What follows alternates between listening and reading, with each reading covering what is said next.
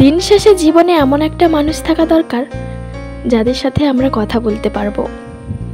ক্লান্ত শরীর নিয়ে যার সাথে কথা বললে আমাদের জীবনের সব ক্লান্তি দূর হয়ে যাবে। জীবনে অন্তত এরকম একটা মানুষ থাকা দরকার, শত দুঃখের মাঝখানে সেই মানুষটার কথা একবার ভাবলে জীবনটা পুরো সুখে ভরে ওঠে। জীবনে একটা এমন মানুষ দরকার, অনেক কান্না করার পর, অনেক কষ্টের পর সেই মানুষটার মুখের দিকে তাকালে জীবনে সব সুখ ফিরে আসে।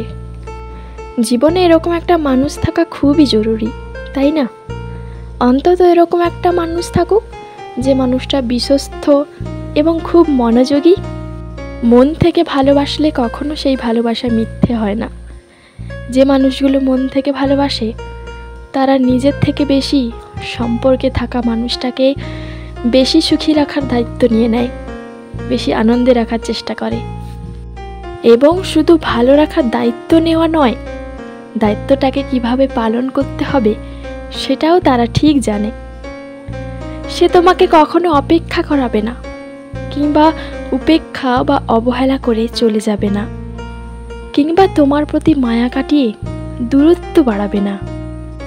যে হাসে আর তোমাকে হাসায়, যে বাঁচে আর তার পার্টনারকেও বাঁচতে শেখায়, এমন একটা মানুষ থাকুক সবার জীবনে, যার সাথে দিন শেষে সব মনের কথা প্রাণ খুলে বলা যায়। সো ফ্রেন্ড, আমি দিশা ছিলাম তোমাদের সাথে।